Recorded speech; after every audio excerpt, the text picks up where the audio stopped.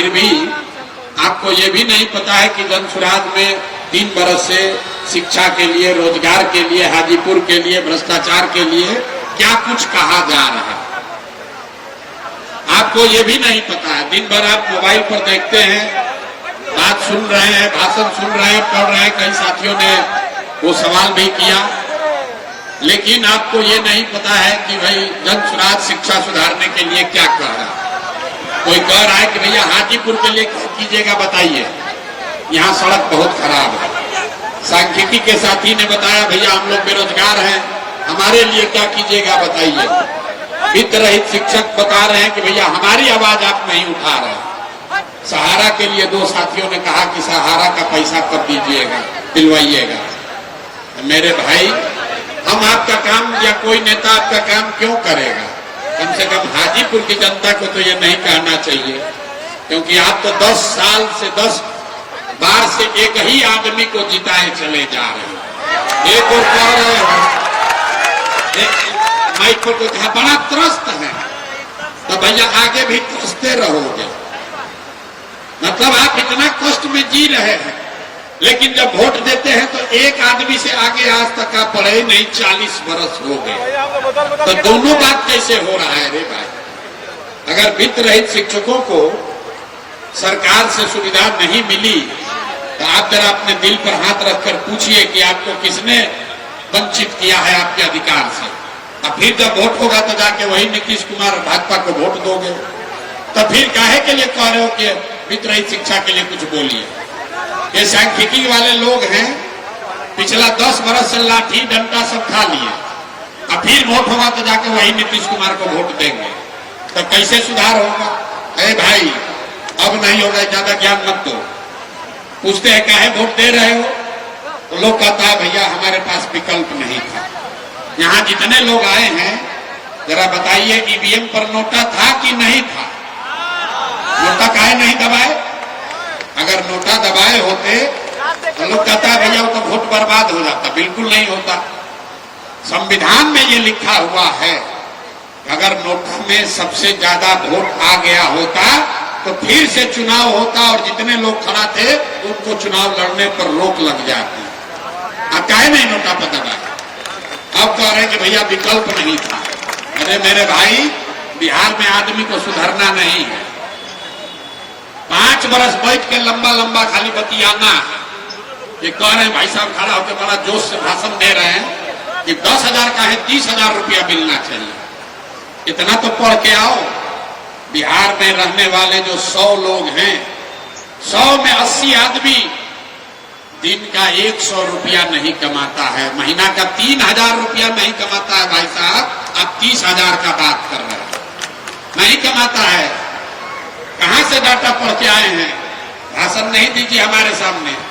कहता है 30,000 होना चाहिए। अरे 10,000 हो जाए, उसी से कल्याण हो जाएगा। बिहार में याद रखिए 100 में 80 आदमी दिन में 100 रुपया नहीं कमाता है। और जो 50 लाख लड़के नवयुवक बिहार से बाहर गए हैं नौकरी मजदूरी करने, वो उनकी औसत आमदनी 12,500 रुपया है। और पेट काटने के बाद, खर्च के बाद वो औसतन घर में 6 से 8,000 रुपया भेज पाते हैं। इसलिए जनसुराज ने कहा कि आपको जब बिहार में ही 12,000 15,000 का रोजगार हो जाएगा, कम से कम आपको बाहर जाकर गाली नहीं सुनना पड़ेगा। और कैसे होगा उसका जवाब हम दे रहे हैं, अभी फिर से देंगे। ये भाषण खड़ा होकर मत कहिए, कह रहे भ्रष्टाचार बहुत है।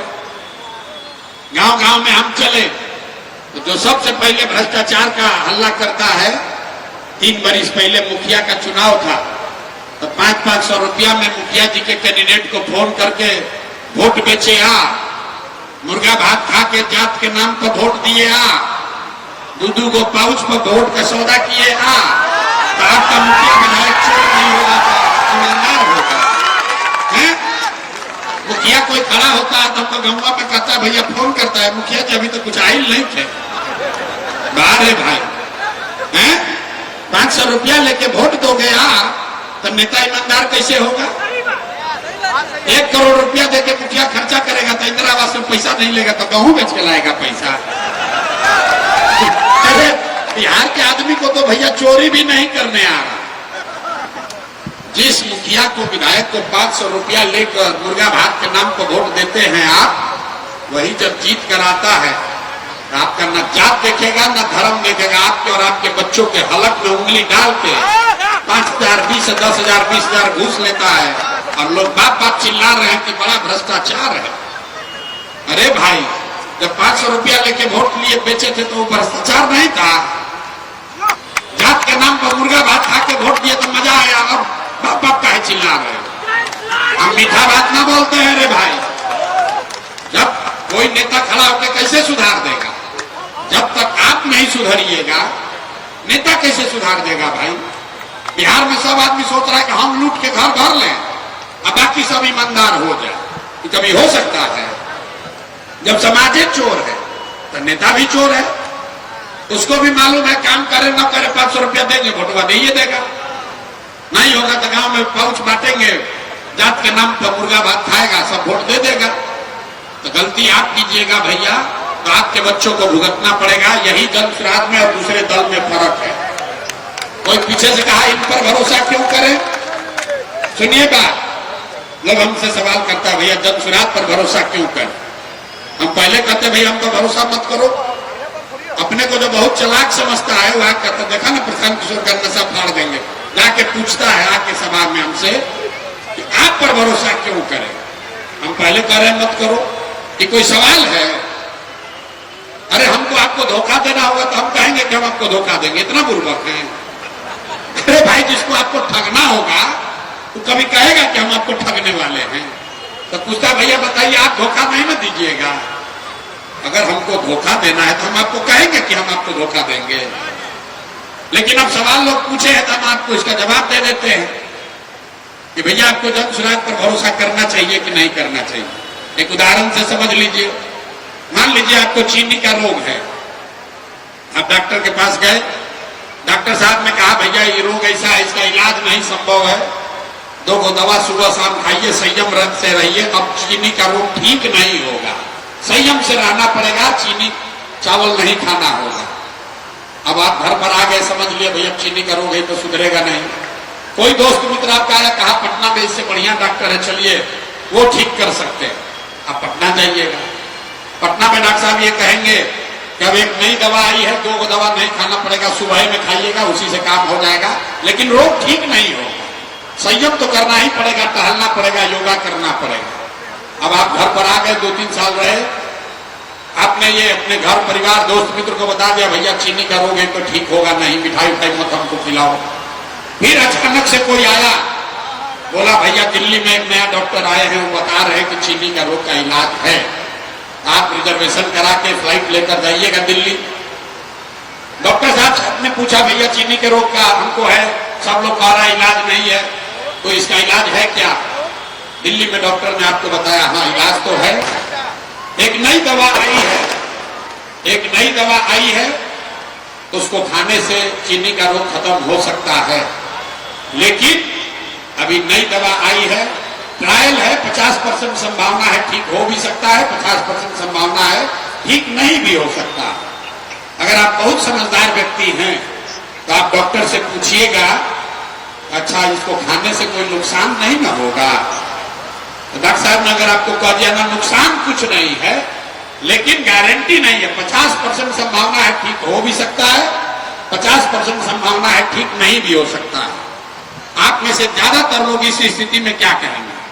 चलो भाई 50% संभावना है ना, चलो 2 खा के देखते हैं शायद ठीक हो ही जाए। तो मेरे भाई जन सुराज वही नई दवा है।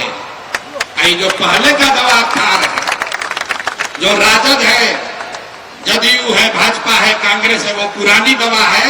इसको खा खा के आप देख लिए, आपको मालूम है इससे सुधार नहीं हो सकता है। जन सुराज से सुधार हो भी सकता है, नहीं भी हो सकता है, लेकिन 50% संभावना जरूर है कि सुधार हो सकता है।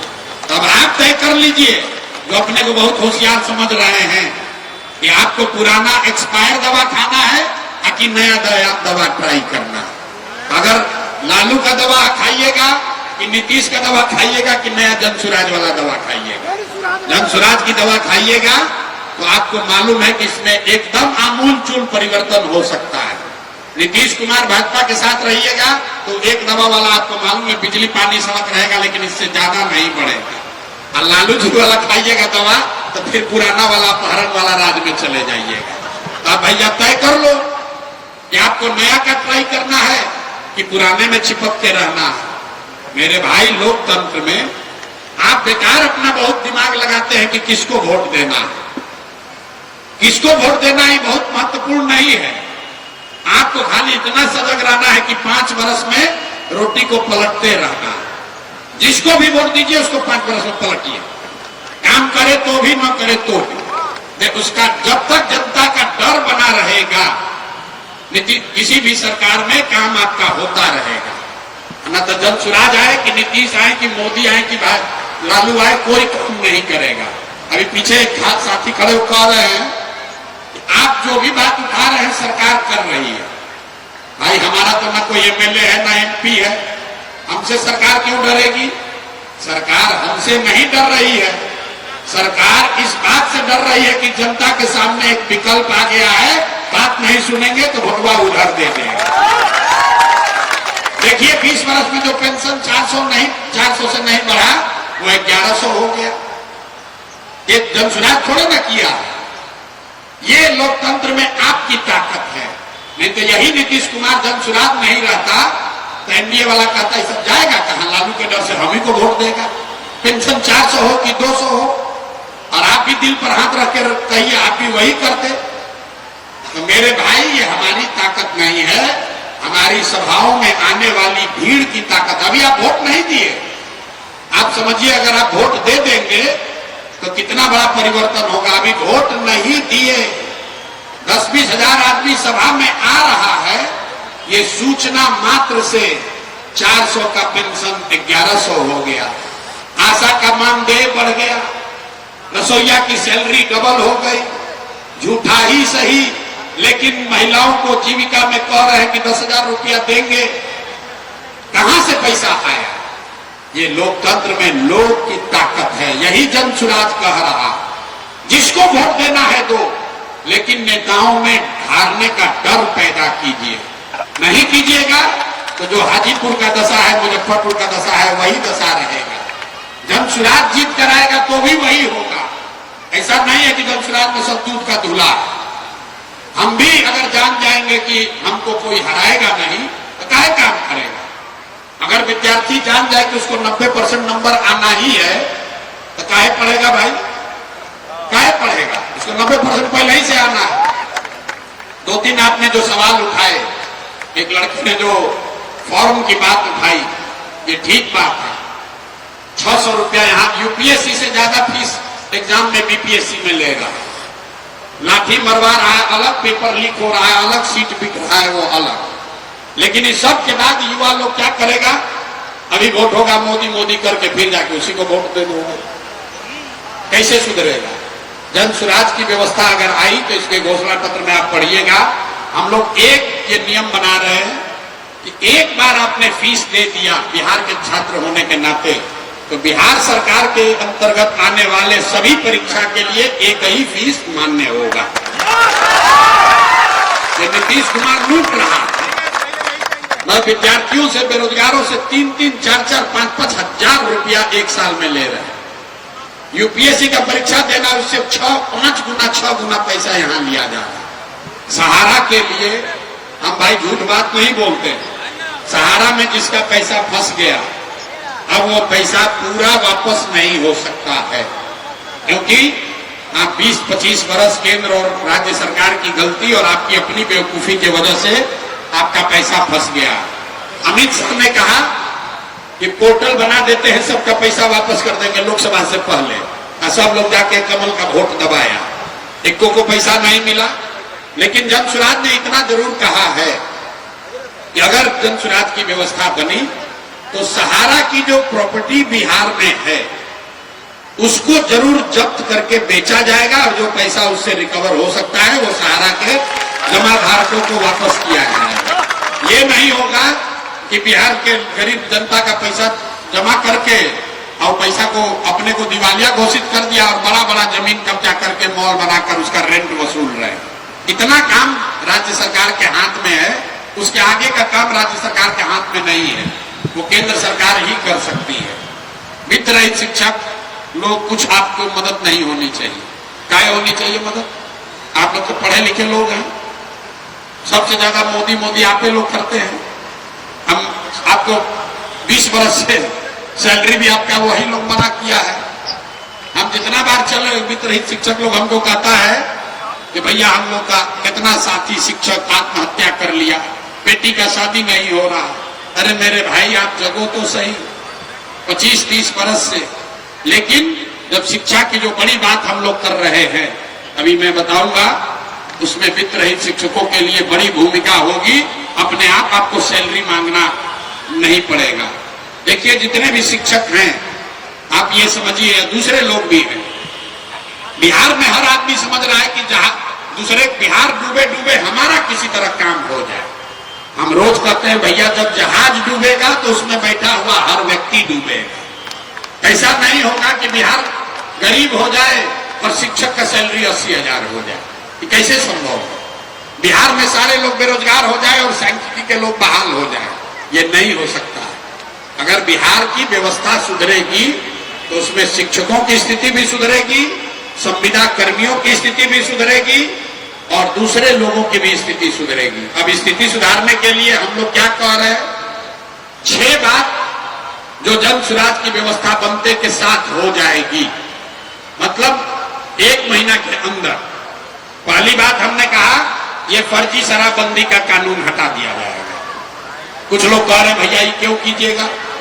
आप तक गांधी जी का फोटो लगाए हैं, जो गांधी को कुछ नहीं पढ़ा है वो कहता है कि गांधी जी ने कहा था शराबबंदी लागू करने के लिए। आपको बता दें कि बिहार में पहली बात कि शराबबंदी लागू है ही नहीं। आप हमसे ज्यादा जानते हैं, शराबबंदी के नाम पर शराब एक फर्जी कानून बना दिया गया है, जिसकी वजह से शराब की दुकान बंद है और होम डिलीवरी चालू है।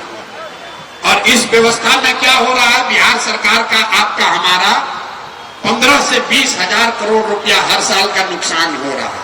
ये पैसा कहां जा रहा है?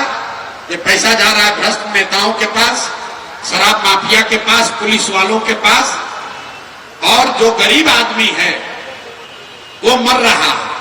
जब से ये फर्जी शराबबंदी कानून आया 8.5 लाख लोगों पर केस हुआ है। 6.25 लाख लोगों केस में कोर्ट ने कॉग्निजेंस लिया और 1,23,000 से ज्यादा लोग आज भी जेल में बंद हैं। 1,23,000 में ज्यादातर लोग वो हैं जो समाज के सबसे गरीब लोग हैं, जिनको कोई पूछने वाला नहीं है। वो बेचारा जेल में शराबबंदी के कानून में बंद है और जितना पैसा वाला शराब माफिया है वो सरकार में शराब बेचवा भी रहा है, पी भी रहा है और उसको कोई पकड़ने वाला नहीं है। तो जन सुराज की व्यवस्था बनी तो शराबबंदी गया, ये फर्जी शराबबंदी का कानून गया। और आपने ये भी देखा होगा कि पहली बार बिहार के समाज में सूखा नशा जितनी तेजी से पिछले 4-5 साल में बढ़ा है, बिहार में इतना सूखा नशा कभी नहीं था। और ये ध्यान रखिए, अगर ये स्थिति नहीं सुधरी तो जैसे उड़ता पंजाब आप सुने हैं, वैसे थोड़े दिन में उड़ता बिहार आपको दिखेगा। गांव गांव में लड़के सूखा नशा कर रहे हैं। इसलिए हम लोग शराबबंदी को हटाने वाले। दूसरा काम हम लोगों ने कहा कि जैसे ही ये व्यवस्था बहाल होगी, जनता का राज आएगा, जन सुराज आएगा, तो 60 वर्ष से ज्यादा उम्र के हर व्यक्ति को, जो नीतीश कुमार 400 रुपया दे रहे थे, अभी वोट के लालच में 1100 किए हैं, इसको बढ़ाकर 2,000 रुपया कर दिया जाएगा, ताकि 60 वर्ष से ज्यादा उम्र के किसी महिला पुरुष को, गरीब घर की महिला पुरुष को कम से कम एक बेसिक लाइफ का जो सुविधा है वो रहे। 2,000 से भी कुछ होगा नहीं, लेकिन कम से कम गांव में खाने पीने के लिए वो महिला, उसको हाथ नहीं फैलाना पड़ेगा। तीसरी बात जो कही गई कि जैसे ही जन सुराज की व्यवस्था बनेगी तो एक नया विभाग, नया डिपार्टमेंट बनाया जाएगा, जिसका सिर्फ और सिर्फ काम यह है कि बिहार से पलायन को 1 साल के अंदर पूरी तरीके से रोक दिया जाएगा। उसके लिए 50 लाख लोगों को यहां रोजगार की जो व्यवस्था करानी है, कोई कह रहा है कि सरकारी नौकरी की बात, भैया हम ही ने ये बात बताया कि ये झांसे में मत पड़िए कि सरकारी नौकरी से आपका बेरोजगारी दूर होगा। आजादी के बाद टोटल जो सरकारी नौकरी करने वाले लोग हैं बिहार में, चपरासी से लेकर मुख्य सचिव तक 26.5 लाख लोग ही बिहार में सरकारी नौकरी करते हैं, संविदा कर्मी इंक्लूडेड। मतलब 2% आदमी ही सरकारी नौकरी करता है। 98% आदमी को न सरकारी नौकरी है न कभी हो सकती है। कुछ लोगों को बेवकूफ बनाने के लिए कह रहा हम 10 लाख दे देंगे। मान लीजिए कि 10 लाख दे भी दिया तो 26 बढ़ के 36 लाख हो जाएगा। 13 करोड़ लोगों को रोजगार कैसे मिलेगा? 3 करोड़ परिवार है। 10 लाख नौकरी मिल भी जाए तो भी उससे क्या होगा? पहले तो आप दे नहीं सकते हो, अगर दे भी दिए तो भी उससे बिहार का बेरोजगारी पलायन बंद नहीं होगा। पलायन बंद करने का जो जनसुराज ने फॉर्मूला दिया है कि रोजगार के लिए, गरीबी दूर करने के लिए 3 चीज का होना जरूरी है। दुनिया में जितने बड़े विद्वान हुए हैं उन्होंने बताया है 3 ही रास्ता है। एक रास्ता है पढ़ाई, दूसरा रास्ता है जमीन और तीसरा रास्ता है पैसा, पूंजी, व्यापार। अगर आप पढ़ लिख कर होशियार हैं, नौकरी कर लिए तो आप गरीबी से निकल सकते हैं। अगर आपके पास पढ़ाई और रोजगार का अवसर नहीं है, आपके पास बढ़िया जमीन हो तो जमीन के जरिए भी आप अपनी गरीबी दूर कर सकते हैं। और तीसरा रास्ता है, ये दोनों नहीं है, आपके पास पैसा, पूंजी हो तो कोई रोजी रोजगार, दुकान, व्यापार करके भी आप अपना भरण पोषण परिवार चला सकते हैं। अब बिहार में स्थिति से देखिए, हम लोग सड़क, बिजली, पानी की बात क्यों नहीं करते? जब तक ये 3 बात नहीं सुधारा जाएगा तब तक बिहार से गरीबी खत्म नहीं हो सकती है। शिक्षा का आलम यह है कि 2/3 से ज्यादा लोगों के पास पढ़ाई का कोई अवसर ही नहीं है। गरीब का बच्चा आज पढ़ने जा रहा है, वो पढ़ नहीं रहा है, खिचड़ी खाया घरे चला है। पहले भी यहाँ कोई शिक्षा की स्थिति अच्छी नहीं थी, हम लोग भी बिहार के सरकारी विद्यालय से पढ़े हैं, लेकिन हर गांव में, हर प्रखंड में, जिला में 1-2 विद्यालय ऐसा जरूर था जहां से पढ़कर आप आगे जा सकते थे। ये नीतीश कुमार ने जो समता मूलक समाज शिक्षा नीति बनाया, इसके नाम पर हर गांव में स्कूल खोल दिया। नतीजा क्या हुआ? स्कूल के नाम पर जहां बिल्डिंग बना वहां टीचर नहीं है, जहां टीचर है वहां बिल्डिंग नहीं है, जहां दोनों है वहां पढ़ाई नहीं है, बच्चे नहीं है, जहां तीनों है वहां पढ़ाई नहीं है। कुछ लोग को लग रहा है कि बिहार में खिचड़ी बट रहा है इसलिए व्यवस्था खराब है। मेरे भाई, खिचड़ी तो सिर्फ 6वीं 8वीं क्लास तक बट रहा है। 8वां क्लास से ऊपर के विद्यालय में पढ़ाई क्यों नहीं हो रहा है? कुछ लोग ये भी कहते हैं कि भैया शिक्षकों की गुणवत्ता खराब है, नियोजित शिक्षकों ने बर्बाद कर दिया। अगर ऐसी बात होती तो आप बताइए पटना साइंस कॉलेज में क्यों नहीं पढ़ाई हो रहा है? वहां तो नियोजित शिक्षक नहीं है।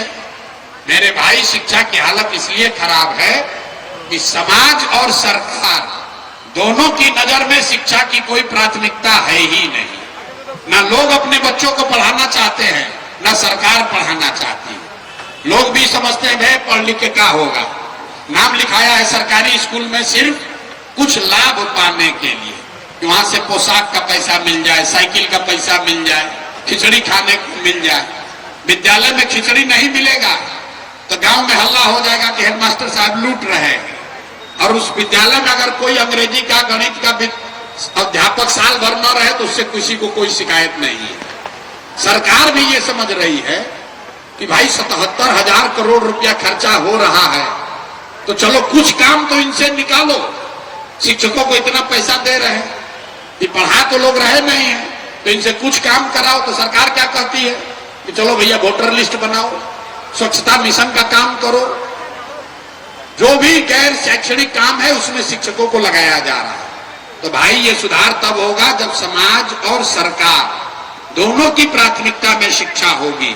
जनसुराज क्या कह रहा है इसके लिए? हम लोग ये कह रहे हैं कि जो यूरोपियन कंट्री में, स्कैंडिनेवियन कंट्री में, जहां दुनिया की सबसे अच्छी शिक्षा की व्यवस्था है, वहां पर लोगों ने ये पाया कि rather than taking school to the children, take children to the good school. मतलब हर गांव में स्कूल बनाने के बजाय उन जगहों पर स्कूल बनाइए जहां पर सारे बच्चों को बस के माध्यम से या दूसरे साधन से लाया जा सके। बिहार का अध्ययन कीजिएगा तो आप पाएंगे कि हर प्रखंड में अगर 5 अच्छे विद्यालय बना दिए जाएं, हर प्रखंड में, आप लोग भी रहते हैं अपने गांव देहात में, देख लीजिएगा, हर प्रखंड में अगर 5 सही जगह पर अच्छे विद्यालय बना दिए जाएं, तो कोई ऐसा गांव नहीं है जहां से स्कूल बस के जरिए 20 मिनट के अंदर बच्चे उस स्कूल तक न पहुंच सके। तो जनसुराज ने पहला जो वादा किया है कि अगर जनसुराज की व्यवस्था बनी तो हर प्रखंड में प्रति वर्ष एक नेतरहाट के स्तर का विश्व स्तरीय विद्यालय बनाया जाएगा। नेतरहाट के स्तर का क्यों? यह आपके रेफरेंस के लिए है। नेतरहाट सरकारी विद्यालय था। एक सरकारी विद्यालय नेतरहाट से 1500 से ज्यादा IAS IPS बने हैं। आप अंदाजा लगाइए, अगर हर प्रखंड में 5 नेतरहाट के जैसे विद्यालय हो तो कितने परिवार, कितने बच्चों का भला होगा। लेकिन जो बिहार के पास पैसा है, इसमें हर प्रखंड में 5 नेतरहाट के जैसे विद्यालय बनाने का साधन हम लोग के पास नहीं है। तो इसलिए जनसुराज ने कहा कि हर साल हम लोग एक ही विद्यालय बनाएंगे, हर प्रखंड में एक विद्यालय, ताकि अगले 5 वर्ष में हर प्रखंड में 5 बन जाए। अगर हर साल एक प्रखंड में एक विद्यालय को नेतरहाट जैसा बनाना हो तो करीब करीब 15 से 20 हजार करोड़ रुपया खर्च होगा। तो जो 77,000 करोड़ का शिक्षा का बजट है बिहार का, उसका 1/3 पैसा जनसुराज की व्यवस्था बनी तो उसमें से 20,000 करोड़ रुपया हर साल हर प्रखंड में एक नेतरहाट के जैसा विद्यालय बनाने के लिए खर्च किया जाएगा, ताकि अगले 5 वर्ष में कम से कम 5 अच्छे विद्यालय हर प्रखंड में बन जाए। दूसरी बात कि जब तक ये व्यवस्था बनेगी तो बच्चों की उम्र तो रुकेगी नहीं, उनका क्या होगा?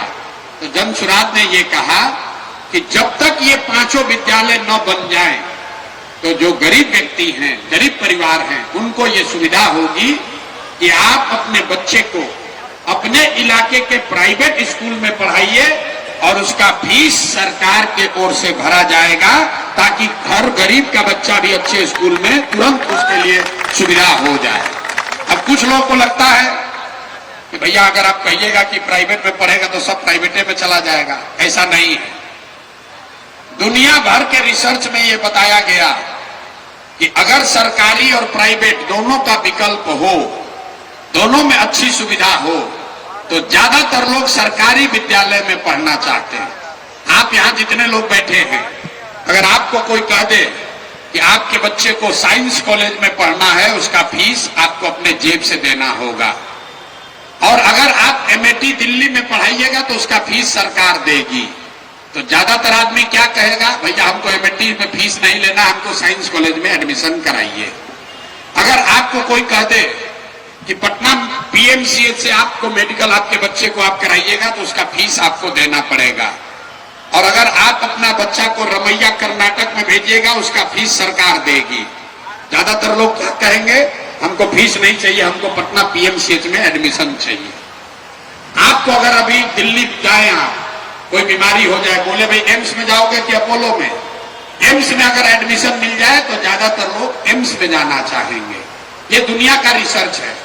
तो हम लोग का ऐसा मानना है कि बिहार के कॉन्टेक्स्ट में अगर ये सुविधा हर परिवार को दे दी जाए कि भाई प्राइवेट में पढ़ा लो या सरकारी में, तो करीब करीब 1/3 बच्चे, 1/3 परिवार प्राइवेट में नाम लिखाएंगे, तो उसमें 20,000 करोड़ रुपया खर्च किया जाएगा। जो बाकी पैसा बच जाएगा उससे अभी वाली जो मरी हुई शिक्षा की व्यवस्था है, इसको बेहतर बनाने का प्रयास किया जाएगा। एक अंतिम बात, कई लोगों को लगता है कि सरकारी व्यवस्था फ्री है। सरकारी व्यवस्था फ्री नहीं है। बिहार में जो विद्यालयों में बच्चे पढ़ते हैं, हर साल हर विद्यार्थी पर प्रति महीना सरकार 864 रुपया खर्च कर रही है। 864 रुपया। ध्यान रखिए, जो 77,000 करोड़ का बजट है, तो प्रति बालक, प्रति लड़का अगर उस पर काउंट कीजिएगा तो 864 रुपया सरकार खर्च कर रही है। और उसी गांव में प्राइवेट स्कूल में कितना पैसा लग रहा है? अगर सरकार निगोशिएट करे तो 400-500 के फीस में ग्राम के स्तर के प्राइवेट विद्यालय बहुत आराम से बच्चों को लेकर पढ़ा सकते हैं। इसलिए जन सुराज ने शिक्षा को सुधारने का ये 2 मंत्र दिया है कि जैसे ये व्यवस्था बनेगी, हर साल हम लोग 5 वर्ष में देश की सबसे अच्छी प्राथमिक शिक्षा की व्यवस्था बिहार में खड़ा कर देंगे। और जब तक ये व्यवस्था बनाने में जो 5 वर्ष लगेगा, किसी के बच्चे को तकलीफ ना हो, इसके लिए आपको सुविधा रहेगी कि आप अपने बच्चे को प्राइवेट में पढ़ाइए। अब आ गई बात रोजगार पलायन की। ये बात करके खत्म करेंगे, आपको भी घर जाना है। आदमी कहता भैया बड़ा क्या क्या ज्ञान बात बोलते हैं, ज्यादा समझ में नहीं आता। अगर रोजगार चाहिए तो उसके लिए सबसे पहले आपको समझना है कि बिहार में पलायन क्यों होता है। बिहार में पलायन सिर्फ लोगों का नहीं है। बिहार में लोगों का पलायन इसलिए है, आपको मालूम है 50 लाख लोग यहां से बाहर जाते हैं, लेकिन आपको यह नहीं मालूम है कि बिहार से 2.5 लाख करोड़ रुपया का भी पलायन होता है। जैसे आपके बच्चे जाते हैं बाहर, वैसे आपका पैसा अडानी अंबानी बिजनेसमैन का नहीं, बिहार के लोगों का 2.5 लाख करोड़ रुपया हर साल बैंक वाले यहां से भेजते हैं दूसरे जगह। ये आरबीआई एक आंकड़ा जारी करता है जिसको कहते हैं CD ratio, credit deposit ratio. मतलब जितना पैसा आप बैंक में रखते हैं, बैंक की ये जिम्मेवारी है कि उसमें से 70% पैसा समाज को वापस दे, रोजी रोजगार के लिए, घर बनाने के लिए, पढ़ने के लिए, खेती के लिए, गाड़ी खरीदने के लिए। ये आंकड़ा जारी करता है रिजर्व बैंक। 100 रुपया बैंक में अगर जमा होगा तो कम से कम 70 रुपया बैंक को वापस कर्ज के तौर पर लोगों को, समाज को देना है। देश में ये स्तर है 74। मतलब पूरे देश के लोगों ने जो बैंकों में पैसा जमा किया, 100 रुपया जमा किया तो 74 रुपया लोन मिला। बिहार में सीडी रेशियो है 40%। 100 रुपया हम लोग बैंक में आप हाजीपुर में जमा कीजिएगा तो 40 रुपया लोन मिलेगा, 60 रुपया ये पैसा बाहर जाएगा। ये हम नहीं कह रहे, ये रिजर्व बैंक ऑफ इंडिया का आंकड़ा है। इसका असर क्या होता है? पिछले वित्तीय वर्ष में बिहार की गरीब जनता ने बिहार के बैंकों में टोटल पैसा जमा किया 4,21,000 करोड़। ये ध्यान से सुन लीजिए, नेताजी लोग को आकर नहीं बताएंगे। बिहार की जनता ने पैसा जमा किया 4,21,000 करोड़। अगर 70% सीडी रेशियो होता तो बिहार के लोगों का हक था 2,80,000 करोड़ रुपया हम लोग को मिलना चाहिए था। मिला कितना? 1,61,000 करोड़। बाकी पैसा कहां गया?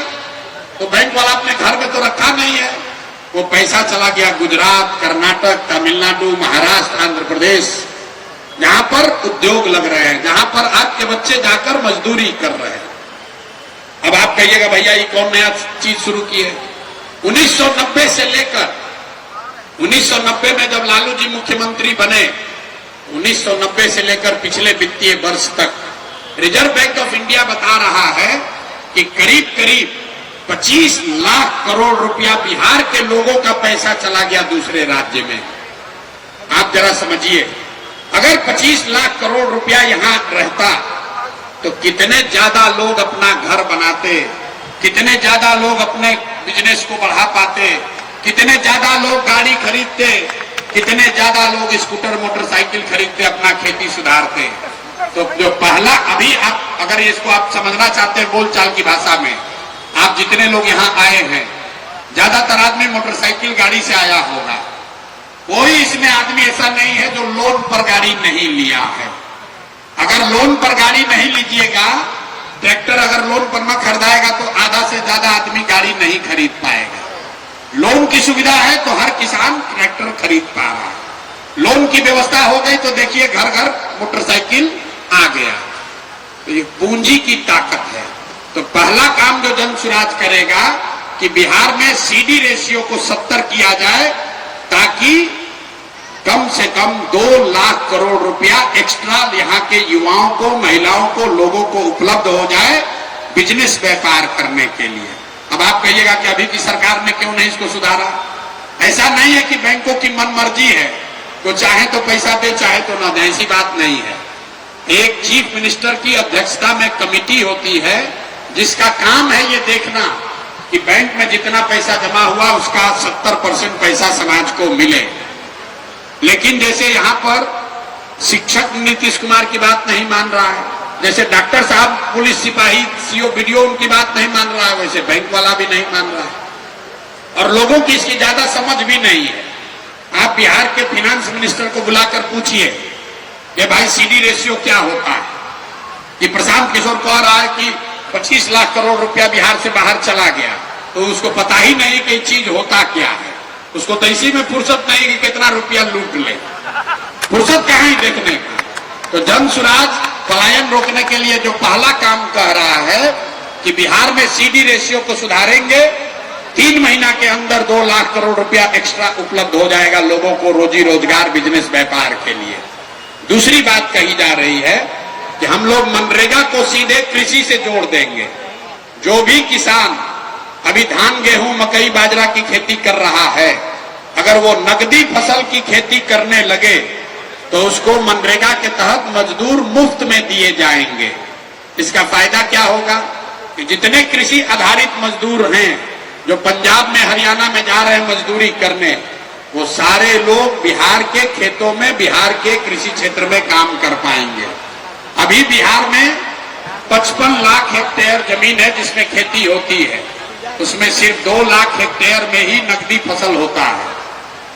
कृषि वैज्ञानिक बताएंगे आपको कि कम से कम 1/3 जमीन में नकदी फसल की खेती होनी चाहिए, मसाला, फल, सब्जी, जिसमें आपको ज्यादा आमदनी हो।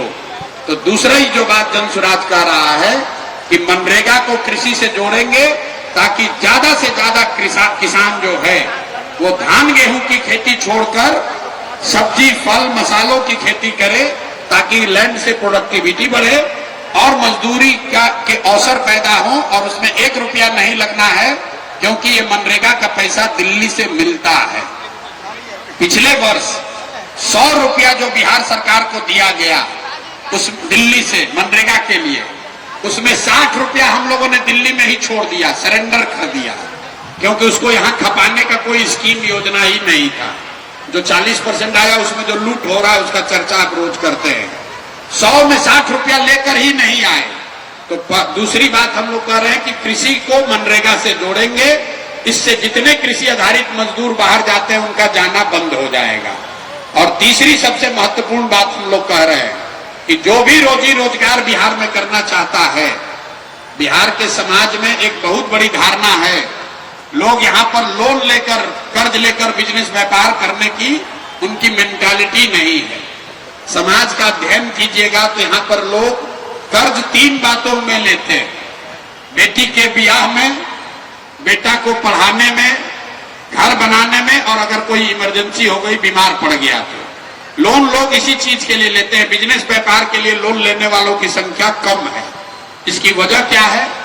समाज शास्त्री बताते हैं कि इसकी वजह यहाँ पर बहुत हाई इंटरेस्ट रेट है। गांव देहात में जो सूदखोर लोग हैं, 5%, 6% पर ब्याज पर लोन देता है, तो लोगों के मन में एक डर है कि अगर कर्ज लिया तो जीवन भर उसको ब्याज देते देते ही उसका निकल जाता है, इसलिए लोग लोन लेकर काम नहीं करते हैं। तो ये नई व्यवस्था हम लोग बनाना चाहते हैं कि जो आदमी भी रोजी रोजगार करना चाहता है, अगर आप कर्ज लेकर लोन लेकर आप रोजी रोजगार करेंगे तो आपको ब्याज के तौर पर सिर्फ 4% रुपया ही लगेगा। बाकी का ब्याज का पैसा सरकार की ओर से दिया जाएगा, ताकि आपको ब्याज का डर खत्म हो समाज में। इसका फायदा क्या होगा? अगर 1 लाख करोड़ रुपया 1 लाख करोड़ रुपया लोगों ने लोन लिया, कर्ज लिया बैंक से, तो उस पर ब्याज बना 10,000 करोड़, तो 4,000 करोड़ रुपया आप दीजिएगा और 6,000 करोड़ रुपया अगर सरकार देगी, तो 1 लाख करोड़ का मतलब है 4-5 लाख परिवार अपने से स्वरोजगार में लग जाएगा। 4 आदमी को रोजगार देगा 100 अलग। ये जो व्यवस्था हम लोग बना रहे हैं, तो 3-3.25 लाख, बिहार सरकार का बजट है 3,17,000 करोड़। 3,17,000 करोड़ में से अगर हम 6,000 करोड़ रुपया दे दें तो 1 लाख करोड़ रुपया सरकार बिहार के लोगों को उपलब्ध हो जाएगा। तो बिहार में इसी 3 चीज को, इकोनॉमिक्स में एक विधा है जिसको कहते हैं इकोनोमेट्रिक्स, जिसमें ये अगर कंप्यूटर में आप डालिएगा ये डेटा कि अगर ये 3 चीज किया जाए तो क्या होगा, ये तीनों चीज किया जाएगा तो अगले 1 साल में कम से कम 50 लाख लोगों को 10 से 12 हजार रुपया के रोजी रोजगार का अवसर बिहार में पैदा हो जाएगा। और इसीलिए हम लोग कह रहे हैं कि साल भर में पलायन को बंद कर देंगे। बिल्कुल उसका पूरा प्लान दे रहे हैं। तो तेजस्वी यादव वाला ये झूठा बात नहीं है कांग्रेस वाला कि हम आएंगे तो सबको 2500 दे देंगे। कैसे दे दोगे भाई? अगर आप समझिए, लोग कहते हैं कि नेता ठगता है। नेता कहां ठग रहा है? वो तो पहले कह रहा है कि भैया हम संभल जाओ, हम तुमको ठगेंगे। आप संभलना ही नहीं चाहते। बिहार में 13 करोड़ आबादी है, मतलब 6.5 करोड़ महिला हुई। 6.5 करोड़ में अगर नाबालिग लड़कियों को हटा दे तो 4.5 से 5 करोड़ महिला, 4.5 से 5 करोड़ महिला अपना अपना मोबाइल निकालिए। और 4.5 करोड़ महिला को अगर हर महीना 2500 रुपया दीजिएगा तो 4.5 करोड़ गुने 2500 गुने 12, टोटल पैसा कितना हुआ? करीब करीब 1,54,000 करोड़ रुपया। बिहार का बजट है नहीं है, उतना कहता है कि हम सबको 2500 रुपया दे देंगे। और लोग जो हैं, रुकिए सवाल अभी बोल रहे उसके बाद पूछिएगा। 1 लाख बिहार में जो 3,17,000 करोड़ का बजट है उसमें सिर्फ सैलरी और इंटरेस्ट देने के बाद सरकारी जो स्टैब्लिश्ड खर्चा है उसके बाद 1 लाख करोड़ रुपया ही बचता है सारी योजना को चलाने के लिए। और तेजस्वी यादव और कांग्रेस कह रहा है कि हम 1.5 लाख करोड़ रुपया आपके महिलाओं को दे देंगे। और लोग बुर्बक बन के वोट दे भी देगा और फिर अगली बार कहेगा देखिए हमको तो ठग लिया। अरे भाई तो पहले ही बता रहा है कि तुमको ठगेंगे। जिसके पास 10 रुपया है कह रहा है कि हम 15 देंगे, तो ठगने का बात तो पहले बता रहा है। आप जोड़ लीजिए, कैलकुलेटर नहीं है तो मोबाइल में कैलकुलेटर है उसमें जोड़ लीजिए। 4.5 करोड़ महिला, 2500 रुपया 12 से गुना कर लो, 1.5 लाख करोड़ रुपया ज्यादा होगा। आपके मोबाइल में वो नंबर आएगा भी नहीं, इतना बड़ा नंबर है। और लोग समझने को, और हम लोग जो कह रहे हैं इसमें 1 रुपया नहीं लगना है। बजट से सिर्फ 6,000 करोड़ रुपया लगना है। जो हम बात बता रहे हैं कि हम महिलाओं को 2,000 रुपया देंगे 60 से ऊपर को, महिला पुरुष को, उसमें हमको 4,000 करोड़ रुपया देना पड़ेगा। जो अभी सरकार दे रही है इसमें 4,000 करोड़ रुपया एक्स्ट्रा हम दे दें तो सबको 2,000 रुपया 60 वर्ष से ज्यादा लोगों को मिलने लगेगा। दूसरी बात, जो यंग आदमी है उसको 2,000 रुपया नहीं चाहिए, उसको रोजी रोजगार का अवसर चाहिए। उस महिला को रोजगार देंगे तो वो बात बनेगी। उसको 2,000 रुपया देके जीवन भर कैसे चला सकते हैं? तो हम लोग जो योजना बता रहे हैं, शिक्षा के लिए आपको हमने बताया कि भाई हम एक ही स्कूल बना सकते हैं, 5 नहीं बना सकते हैं क्योंकि उतना ही पैसा है, लेकिन 5 वर्ष में जरूर वहां तक पहुंचा देंगे। आप समझिए, नीतीश कुमार 20 वर्ष से मुख्यमंत्री हैं। अगर हर साल एक विद्यालय भी बनाया गया होता तो एक प्रखंड में 20 नेतरहाट के स्तर के विद्यालय बन गए होते। इसलिए थोड़ा धीरज रखना पड़ेगा, लेकिन इस व्यवस्था को सुधारा जा सकता है। और बिहार की व्यवस्था तब सुधरेगी जब यहां पर इसको फिर से ज्ञान की भूमि बनाया जाएगा। बिना पढ़ाई के कोई उपाय नहीं है, बिना सरस्वती का लक्ष्मी का उपाय नहीं है। सरस्वती का आराधना करना ही पड़ेगा। बिहार का जब गौरवशाली इतिहास था तब आप नालंदा का बात करते हैं, आप विक्रमशिला की बात करते हैं, किसी सीमेंट फैक्ट्री का, चीनी फैक्ट्री का बात नहीं होता है। जब तक समाज पढ़ेगा नहीं, आपके बच्चे पढ़ेंगे नहीं, तब तक बिहार का कल्याण नहीं हो सकता है।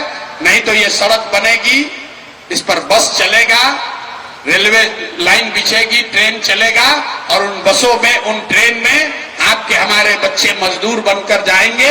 आपका जीवन जैसे था वैसे ही रह जाएगा। इसलिए सड़क, ट्रेन, बस पर वोट देना बंद कीजिए। हम मोदी जी का विरोध कर रहे हैं। हम लोग को ऐसा ट्रेन नहीं चाहिए।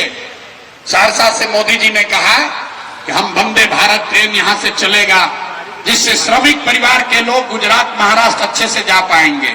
मेरे भाई, आप देखिए कितना बड़ा मुंह पर तमाचा मार रहे हैं। वो कह रहे हैं कि हम यहां से ट्रेन चलाएंगे जिससे आपके बच्चे गुजरात, महाराष्ट्र जाकर मजदूरी करेंगे। आप जरा सोचिए कि मोदी जी को बात गुजरात में कह सकते हैं कि गुजरात से वंदे भारत ट्रेन चलेगा जिससे लड़का तमिलनाडु जाएगा मजदूरी करने। अरे भाई, अंग्रेज भी तो जहाज चलाता था। आपके लोगों को, आपके पूर्वजों को ले जाके मॉरिशस और फिजी में नौकरी, गुलामी कराने के लिए। तो आपका भला थोड़ी ना होगा। हम लोग को ऐसा ट्रेन नहीं चाहिए जिस पर आपके हमारे बच्चे मजदूर बनकर जानवरों की तरह जाकर गुजरात में, महाराष्ट्र में मजदूरी करें, इसलिए हम इसका विरोध करते हैं। ट्रेन होनी चाहिए, लेकिन ट्रेन दूसरे काम के लिए होनी चाहिए, मजदूरी करने के लिए, मजदूर ढोने के लिए नहीं होना चाहिए। ये सड़क पर बहुत लोग वोट दे रहे हैं, लोगों को लग रहा है बड़ा बिहार में हाईवे बन गया है, इससे बड़ा मूर्खता का कोई बात नहीं है। अरे भाई, अगर आप गुजरात को बंगाल से सड़क से जोड़िएगा तो बिहार के हवा में थोड़े ना रोड ले जाइएगा, बिहार के थ्रू ही तो जाइएगा। बिहार पर कोई एहसान थोड़े ना हो रहा है। अगर ईस्ट वेस्ट कॉरिडोर बना है, अगर कलकत्ता को अहमदाबाद से जोड़िएगा तो सड़क जो बनेगी वो तो बिहार होकर ही तो जाएगा भाई। और उसको गिनवाता है कि हम बिहार में बहुत बड़ा कल्याण, बहुत बड़ा कर दिया आप पर एहसान। तो मेरे भाई, आप जगिए, अपने लिए जगिए, अपने बच्चों के लिए जगिए। नहीं जगोगे तो जीवन भर आने वाली पीढ़ी को भी बिहारी कहकर गाली ही सुनना पड़ेगा। ये प्रशांत किशोर की लड़ाई नहीं है, ये आपकी भी लड़ाई है, बिहार के स्वाभिमान की लड़ाई है। ठीक लगे तो जुड़िए, और न ठीक लगे तो बैठ के बाहर बैठ के कमेंट्री करते रहिए। कुछ लोगों को ये लग रहा है कि भैया कौन जीतेगा, तो अंतिम बात कह के खत्म करेंगे। महाभारत का कहानी आप सुनते हैं, महाभारत में सबसे ज्यादा चर्चा होती है अभिमन्यु के चक्रव्यूह की। चक्रव्यूह की कथा आप सुनते हैं। अभिमन्यु चक्रव्यूह को भेद नहीं पाए। कथाओं में बताया जाता है कि 6 दरवाजा तोड़ने के बाद अभिमन्यु को सबने घेर कर मार दिया। लेकिन आज भी अभिमन्यु के शौर्य की चर्चा होती है, उनके वीरता की चर्चा होती है, अभिमन्यु के प्रयास की चर्चा होती है। उसको घेर कर मारने वालों की कोई चर्चा नहीं करता है। तो बिहार को सुधारने के लिए ये जो प्रयास हम लोग कर रहे हैं, अब आप तय कर लीजिए कि आप उसमें कंधा लगाना चाहते हैं, कि घेर कर मारना चाहते हैं, कि बाहर बैठ के कमेंट्री करना चाहते हैं। निर्णय आपके हाथ में है। आलोचना, जो कुछ नहीं करता है वो आलोचना करता है। सुझाव, जो लोग कंधा लगाएंगे वो सुझाव दे सकते हैं। जो कुछ नहीं करेगा बाहर बैठ के आलोचना करेगा, ये खराब है, वो खराब है। जो सुधार करना चाहता है उसको इसमें जुड़ना चाहिए, क्योंकि बिहार को सुधारने के लिए प्रयास चाहे हम करें या आप करें, प्रयास आज हो या 10 वर्ष के बाद हो, करना तो किसी न किसी बिहार के व्यक्ति को ही पड़ेगा। आप तय कर लीजिए, आपको अच्छा लगे तो कंधा लगाइए, और नहीं तो जिसका झंडा लेकर ढोते रहिए। लेकिन अगर वो कीजिएगा तो ये बात के लिए तैयार रहिए कि आने वाली पीढ़ी आपको भी माफ नहीं करेगी कि आपके पास भी जब अवसर आया तो आपने भी उसमें कंधा नहीं लगाया।